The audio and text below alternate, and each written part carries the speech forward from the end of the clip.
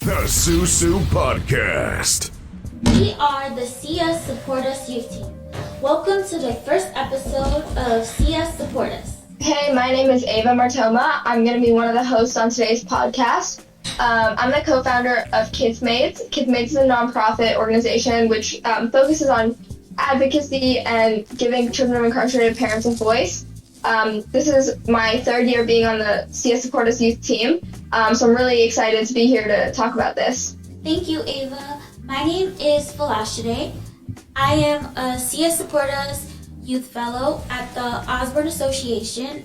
I coordinate the SUSU Youth Team, made up of youth from across the country, and some of the youth team is here today. We raise awareness to educate service providers, the public, and families on how to support children of incarcerated parents. I'm here with... Hey guys, it's Jamila. Hey, it's Nelly. Joining us virtually... Hi, I'm Kayla.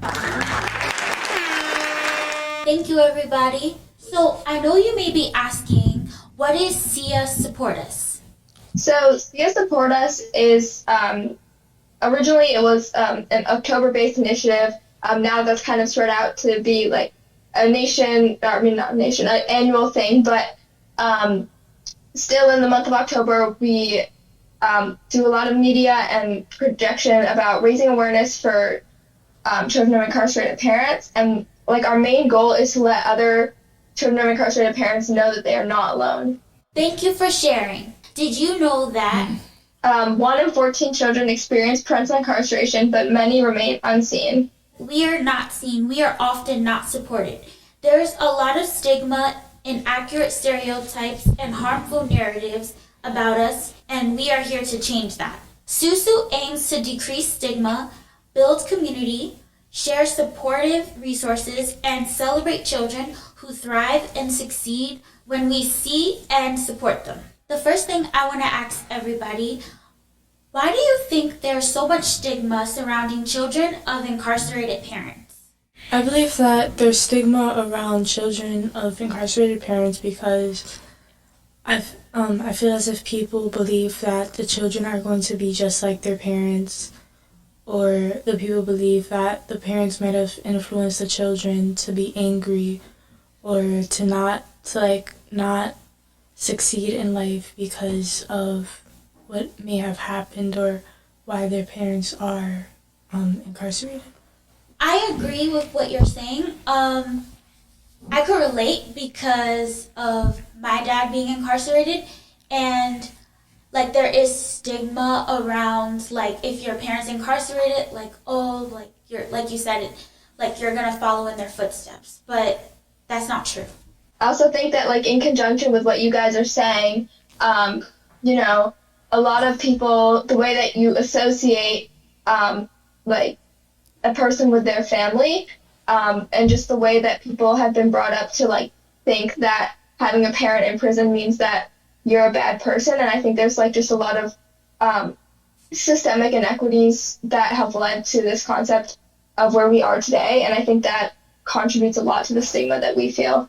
I also feel as this like connects to the idea of like your current situation doesn't define you nor your past. So it's like just because you had a parent that was incarcerated or a family member that was incarcerated doesn't mean this defines you, and you cannot become more than your current situation. I also want to add on and just say that I think another reason why there's a stigma is because people aren't really educated on the reasons why people get incarcerated and what happens when people get incarcerated. And the children of these incarcerated parents are often not heard or seen because nobody really has the education and like the courage to really speak up about how they feel about it. So I think there's also a lack of education that not all people that go to prison are horrible people, and that can rub up on the children as well. So this leads to the next question. Did you feel comfortable telling friends, family, and teachers about that part of your life? I'll kick us off. I was actually extremely comfortable because I always grew up with the mentality like what I go through doesn't define me nor the person I'm becoming. So the situation of having a father incarcerated and just going through that just built me up as an individual, and I gained a lot of wisdom from the situation. So I wanted to advocate for those that felt like they didn't have a voice. So I used my situation, and it was my reason. It became one of my reasons to go hard and show up every day and give my all. Like, it was my why to get out of bed, and I'm like, I gotta show others that it's possible and you don't stay in your current situation. Hey Ava, what are your thoughts?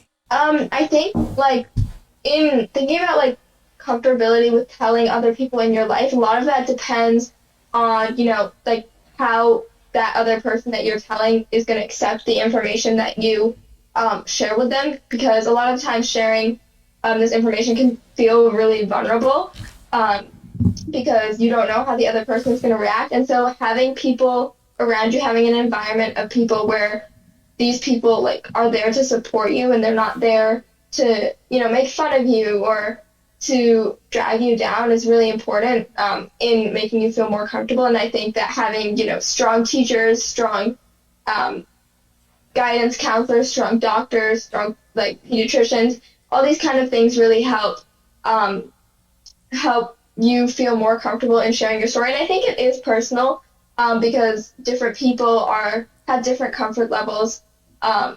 But, in the end, if you don't have a strong community around you, it's going to be a lot harder to share. I would like to say that I grew to be comfortable with sharing that I had an incarcerated parent, and the reason why I'm saying that I grew to be comfortable is because before, when I was a child, it was like, you don't want to go around saying that your parent was in jail because of a certain situation. Like, it's something that you normally don't share, but as you grow older, you realize that you're not the only one who has a parent who has been incarcerated, and that there are other people out there who might want to hear that story and hear how you're pulling through. So now I am comfortable, and being able to be part of CS Support Us youth team also helps me be even more comfortable, because I know that I'm creating an impact for other youth with incarcerated parents. I definitely want to add on to what she said, and I want for those that are listening to know that you do not have to rush your journey. Be patient with yourself and be understanding. Just because others around you are prepared to share their story doesn't mean you have to rush out into the open and do the same. So take your time, heal from the situation, reflect. Like, allow yourself to feel the emotions. You're not instantly going to accept the situation for what it is. So I think a lot of people, they don't understand that it's a journey and it's the process to the healing part. You got to allow yourself to realize what you're currently facing. Then you got to understand how you're going to go through this. It's a mentality game. So you have to have the proper mindset in order to ensure you're going to get through this. A lot of people around you aren't going to understand what you're going through. A lot of people never haven't experienced having a loved one incarcerated. They don't know how it is to be on jail calls, how it is to not have that family around. They don't know that. So, and for those that don't know how that feels, be patient with those that are experiencing that, because you don't know how it is to be in their position, and you don't know what they can be facing. Love that. Yeah, and I totally agree with what you're saying, and I think that everybody will be at a different stage in their life and their comfortability with sharing. If you've had an incarcerated parent for a long time and you're used to it, it might be easier, it might be harder. If you've known someone, for me, I found that, like, if I've known someone for a little bit longer, it's a lot easier to tell them my story, because I feel like they've had a chance to get to know me as a person before they let my situation define me. And I think that kind of puts it into perspective of other people, because they know you. They know that you're just a perfectly normal human being living your perfectly normal human being life. And they find out a part of you, but it's not like they're finding out in a way that makes it define you. They're finding out in a way that this is part of your life. This isn't your life. And I think that's really important, just to, like, think about, like, when you're telling the people around you, a lot of the time it's really easy to just, like, feel like you're going to be alienated and you're not going to be able to connect with these people anymore. But also, a lot more people have gone through this than you think. And oftentimes when you talk about it, you'll find somebody who's experiencing the same thing, and you just never knew.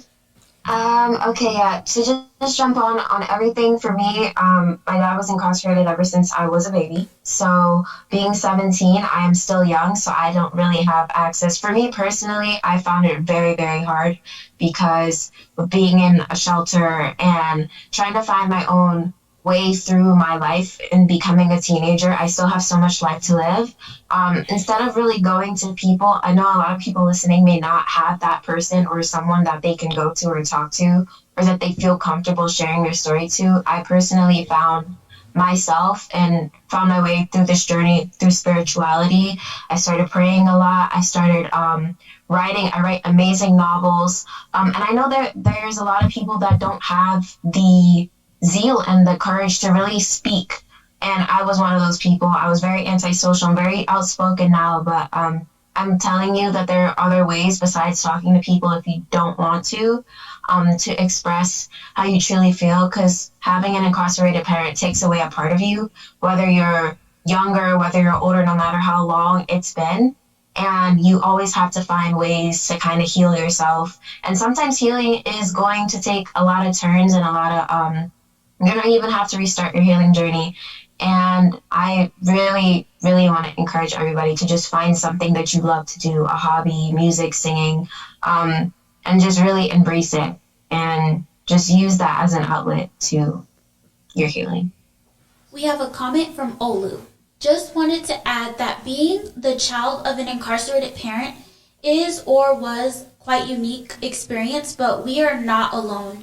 Many people relate to us, and a part of our fight is ensuring others feel comfortable enough to speak their truth. Thank you, Olu, for your comment. What are some self-care tips you encounter to maintain a peace of mind? One of the self-care tips that I do is sometimes like I journal what I'm feeling, or like Kayla, like I'll sometimes like write a poem, or sometimes I'll like make a YouTube video, like just being silly or just having fun. It's like a way to express yourself without actually like talking, but like using art to express yourself. That's dope. What about anybody else? Anybody online? A self-care tip that I use is writing, and I think that writing can help you express yourself, especially if you don't feel comfortable talking about it to other people. You're able to express how you feel so that your feelings don't become stressful for you. I definitely agree with that. I've been journaling like since I was younger, and I never sat down and was like, let me journal, but it was always a way I could process my emotions, and over the years I've been able to see my growth overall as an individual. And I've seen my thought process, and it's just allowing myself to face that emotion that I'm currently feeling and letting it out in a healthy way. So I'll definitely recommend for people to journal. Anybody online would like to share their thoughts? I also think that, things like music and, listening to music, playing music, and just like things that you can do that take a break from like social media, from your work, from, day-to-day things that you need to do in life, and just doing something that's purely for yourself and that has, objectively on paper, no real purpose, but it makes you feel better as a person. I think anything that can help you do that is something that is good for your mental health. I would also like to add, like, sometimes there are people that can't really write or can't really, I personally love music. I love listening to music. I find it very healing. But for those that can't write, I would say some things that I like to do is kind of hone in on my physicality, like experiment with my hair, paint my nails a different color. Taking a shower is very therapeutic. Meditation, kind of sitting in your quiet mind, because sometimes all of these things that we do are distractions. Music can sometimes be a distraction, or we're not really sitting with ourselves. So that's also where spirituality comes in. You don't necessarily have to be spiritual. Talking to whoever you worship, whoever you support, and also getting away from social media. Social media is not a great place to be when you're in a bad headspace. Vision boards, you could draw. I just really feel like if you find things that make you feel good, that you'll be able to hone in on yourself. But I personally like to take showers. That's one of my favorite things to do.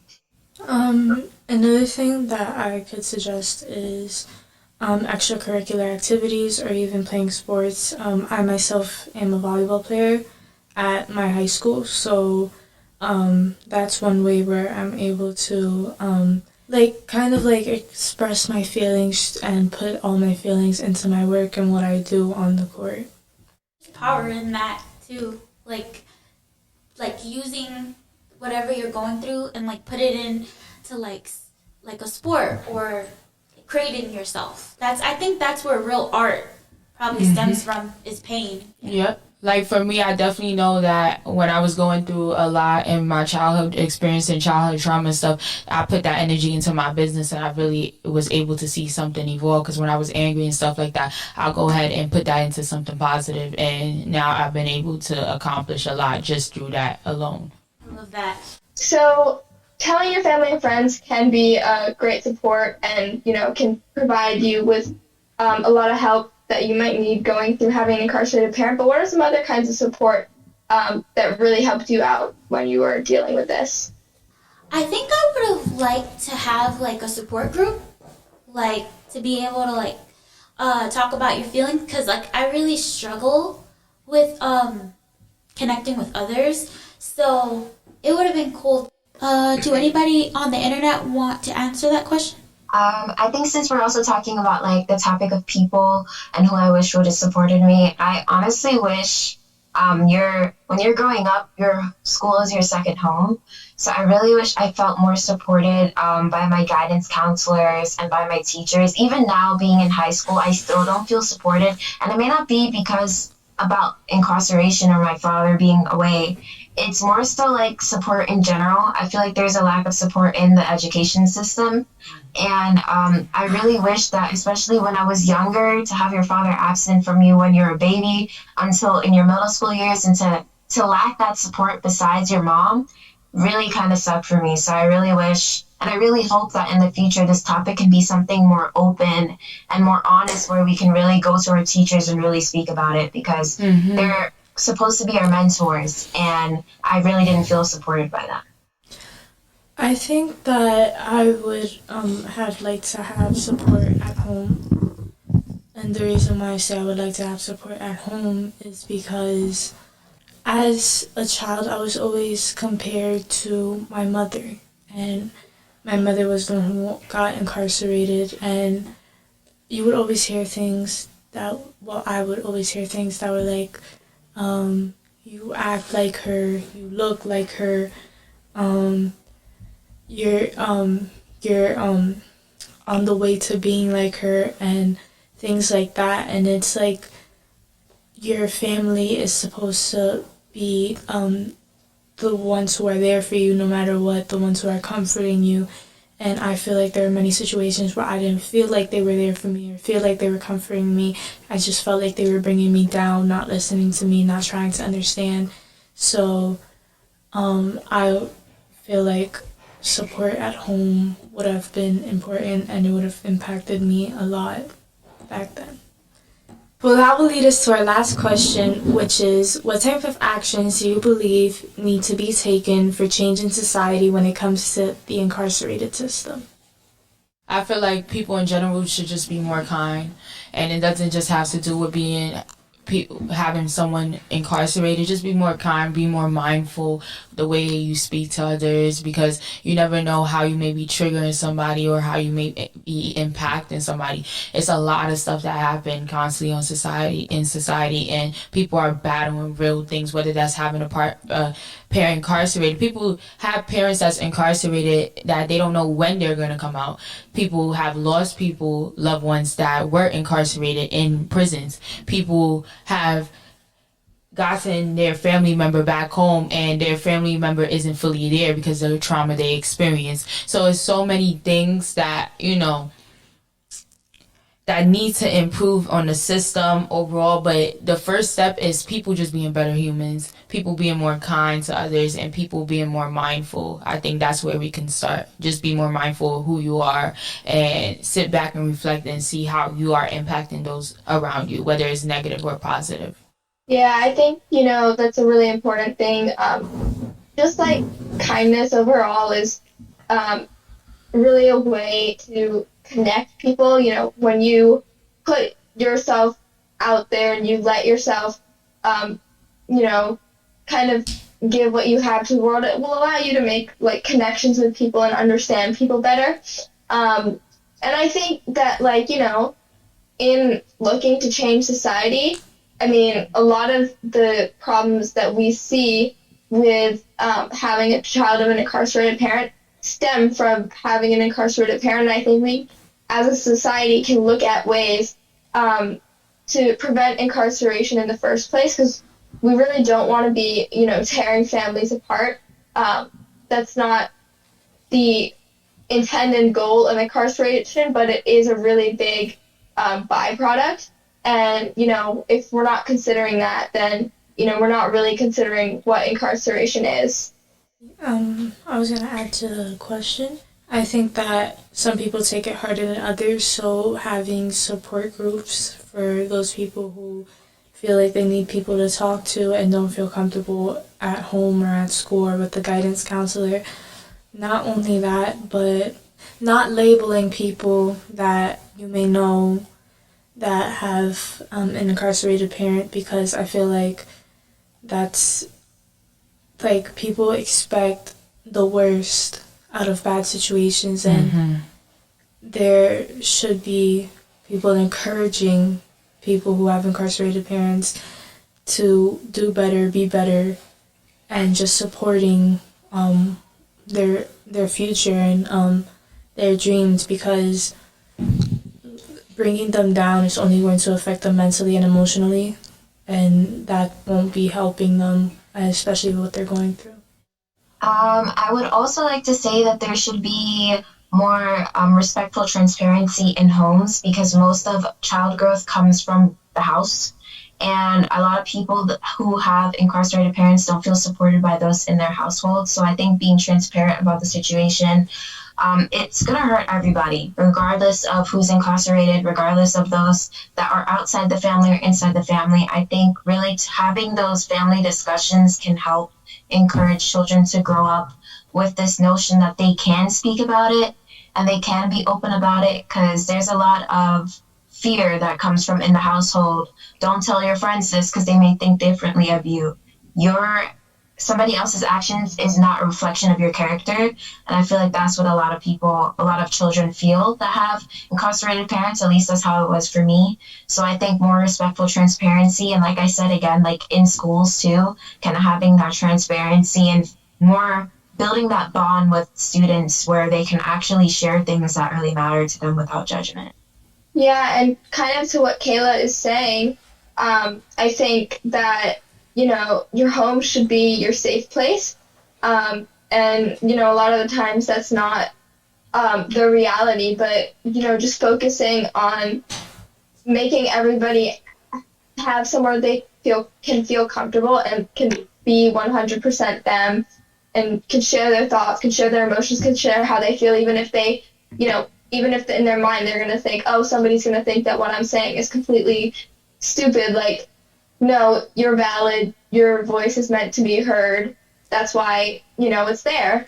And if that can't be your home, then, just having somewhere where you can express yourself, be yourself. As we're wrapping it up, I want to thank everybody who's out there listening. I want to thank everyone who's in here, who's recording, all of our guests, FOLA co-hosts.